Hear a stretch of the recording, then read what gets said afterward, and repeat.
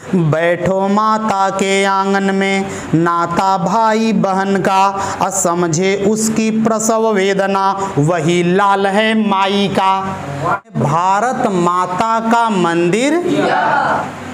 मैथिली शरण गुप्त ने इस कविता में भारत माता को एक मंदिर माना है और उसके बारे में यह क्या क्या बतलाते हैं गुप्त जी, हम लोग देखते हैं।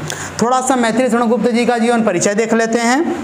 देखिए, इनका जन्म 3 अगस्त सन 1886 ईस्वी को झांसी के पास चिरगांव में हुआ था। इनके पिताजी का नाम सेठ रामचरण गुप्त था और इनकी जो लेखन विधा है, विधा माने होता है कि कला प्रकार, किस प्रकार का लिखते हैं, तो ये केवल काव्य लिखे हैं। काव्य मतलब कविताएं। इन्होंने गद्य शैली में नहीं लिखा, इन्होंने पद्य शैली में लिखा है। और इनकी जो भाषा है वह शुद्ध साहित्यिक खड़ी बोली है और परिमार्जित है, बड़ी संस्कृत बोली है, अर्थात संस्कृत शब्दों से युक्त इनकी भाषा है। संस्कृत के शब्द भी इनकी रचनाओं में आते हैं।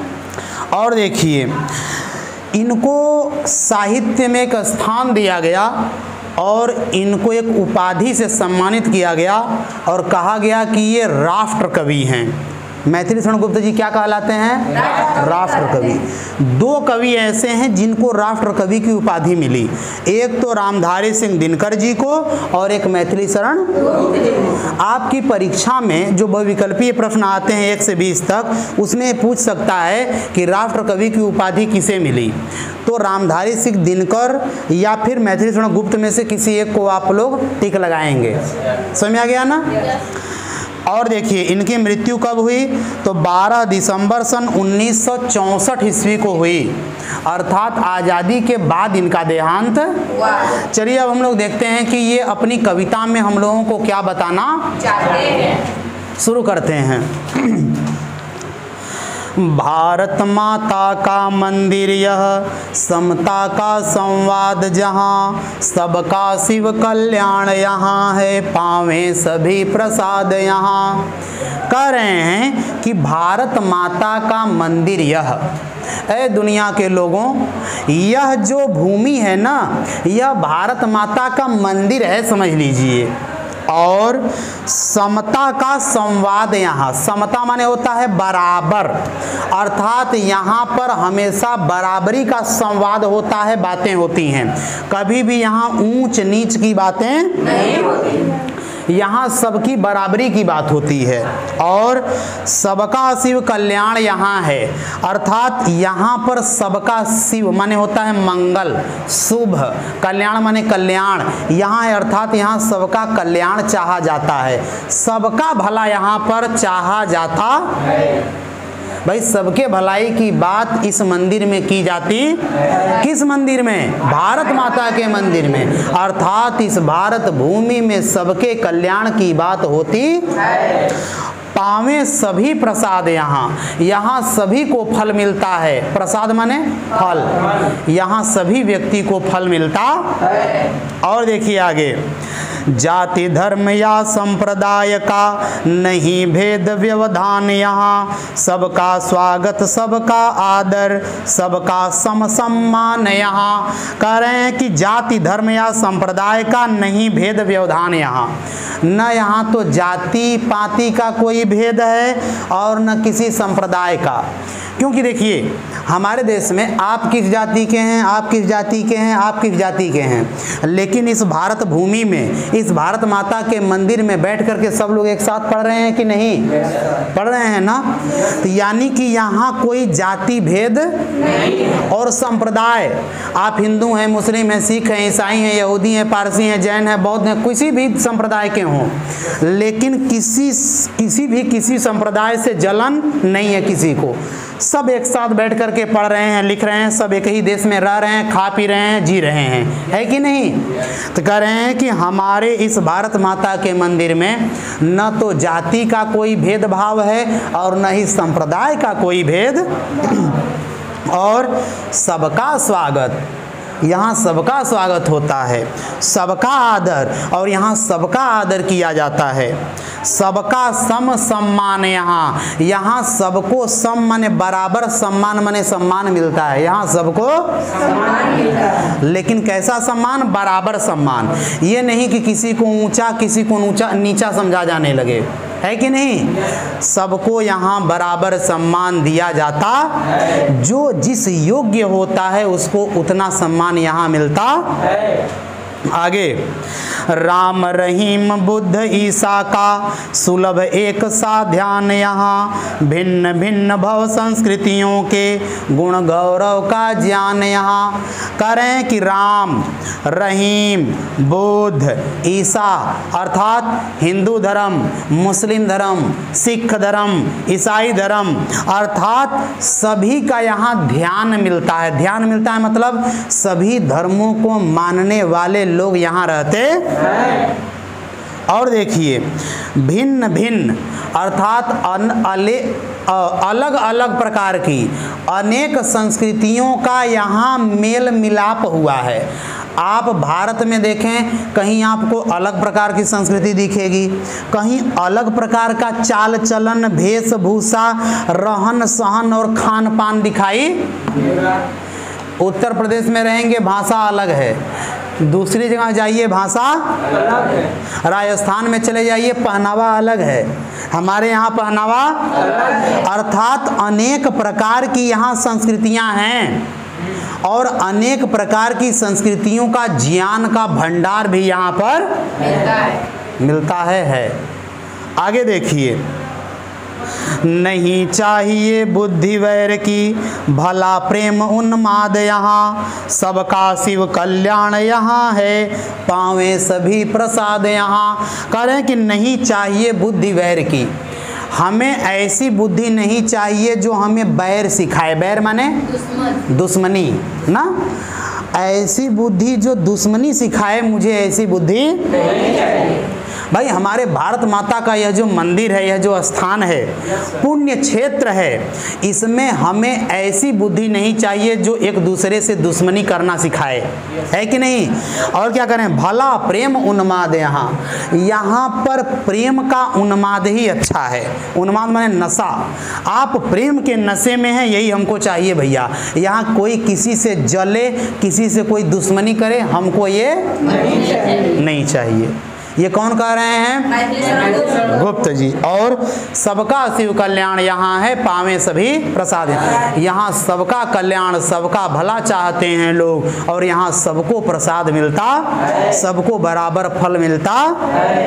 आगे, सब तीर्थों का एक तीर्थ यह, हृदय पवित्र बना लें हम, आओ यहाँ अजात शत्रु बन, सबको मित्र बना लें हम।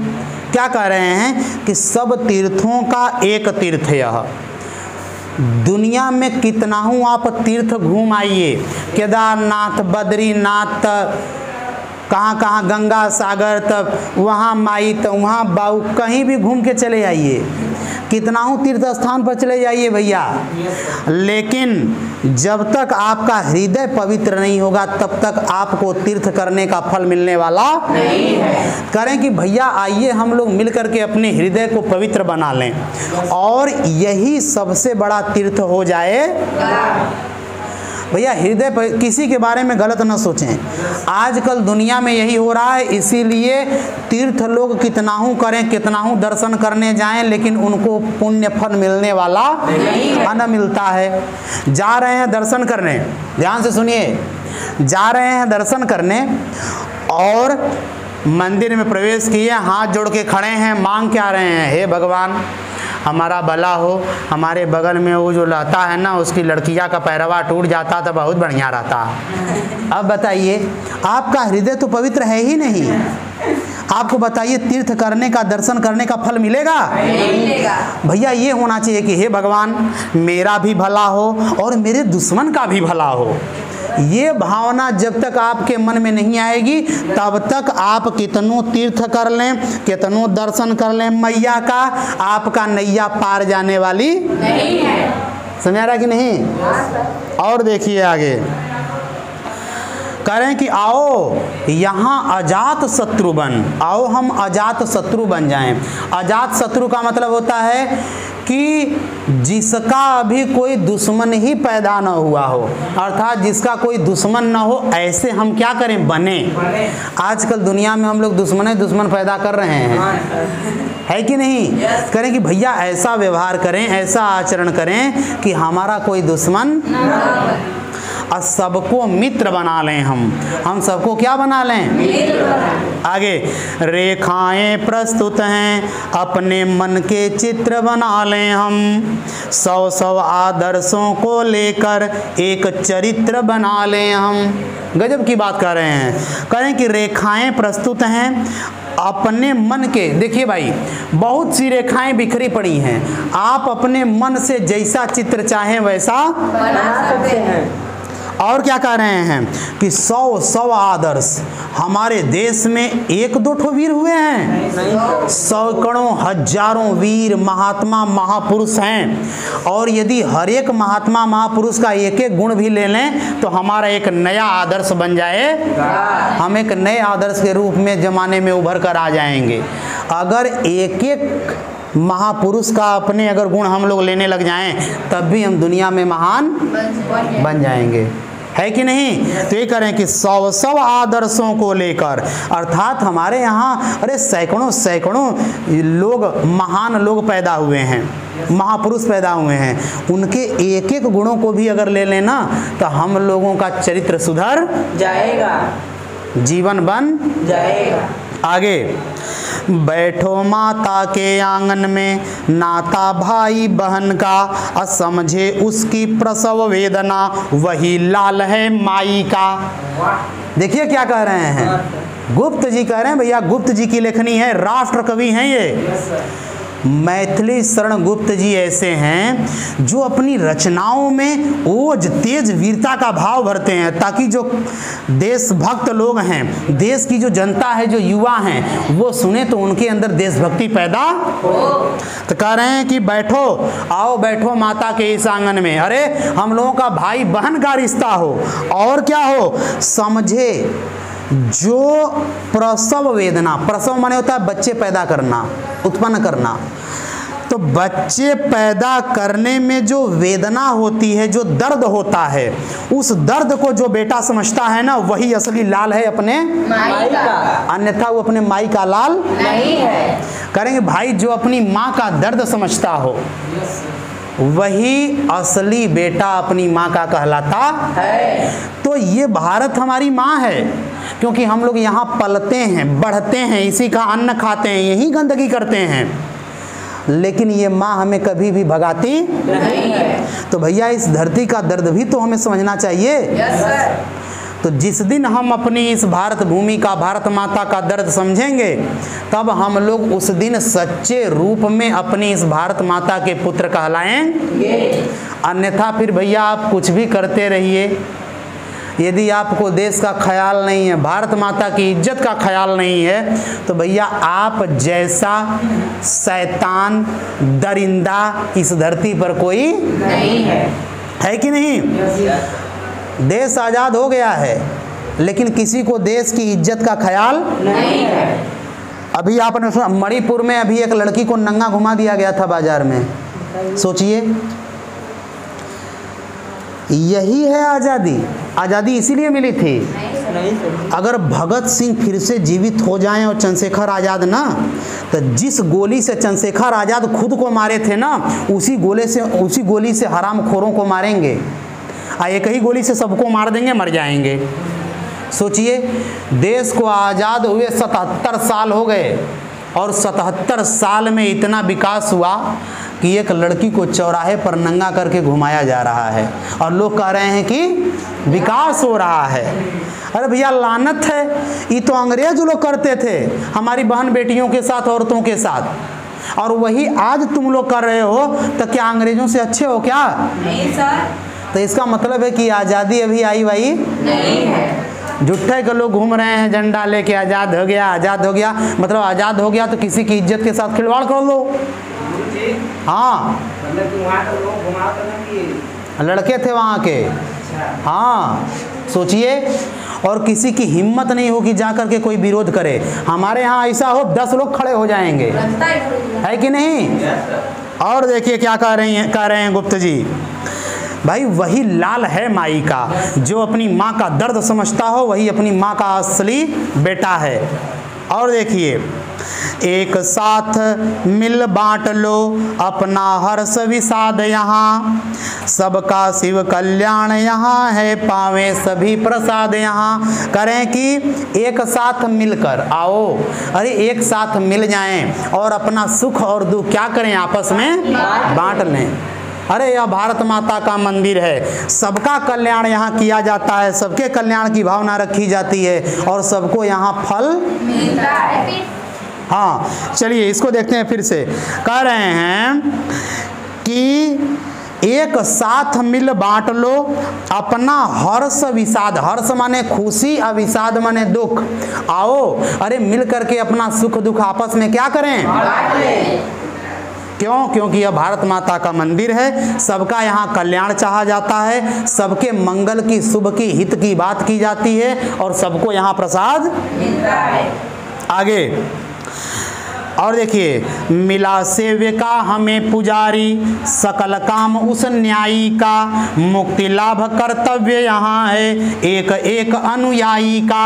कह रहे हैं कि मिला सेव्य का हमें पुजारी, अरे हमें सेव्य माने सेवा के योग्य, हम पुजारी बन गए हैं। किस बात? जैसे मंदिर में कोई पुजारी रहता है तो वो मंदिर का देखभाल करता है, तो हम लोग भी इस भारत माता के क्या हैं, पुजारी हैं। भारत माता एक मंदिर है और इस मंदिर के हम पुजारी हैं, तो हमारा कर्तव्य है कि हम इस मंदिर का सेवा सत्कार करें। जैसे कोई पुजारी व्यक्ति मंदिर का देख रेख करता है, रखवाली करता है, साफ सुथरा रखता है, वैसे ही भी हमें भी चाहिए कि हम भी इस भारत माता के मंदिर को हमेशा साफ सुथरा, क्योंकि हम भी तो भारत माता के पुजारी हैं। खुश रहिए, बैठ जाइए। और सकल काम उस न्यायी का, अरे सारा काम उस न्यायी का है। न्यायी माने भगवान। सारा काम किसका दिया हुआ है? भगवान ने सबको जन्म दे दिया और भेज दिया धरती पर कि जाओ अपने अपने हिस्से का कार्य करो। और ऐसा कार्य कभी मत करना कि जिससे देश का नुकसान, जिससे देश का नाम दुनिया में झुक जाए, ऐसा काम मत करो। और मुक्ति लाभ कर्तव्य यहाँ, जब आप अपनी भारत माँ का, अपने इस भारत देश का सेवा सत्कार सुरक्षा रक्षा करेंगे तो आपको मुक्ति लाभ होगा, अर्थात आप मुक्त हो जाएंगे जन्म मरण के बंधन से, सभी दुखों से क्या होंगे, मुक्त हो जाएंगे, छूट जाएंगे। और देखिए, एक एक अनुयायी का मतलब एक एक अनुयायी, एक एक व्यक्ति जो ऐसा काम करेगा उसको मुक्ति मिलेगी।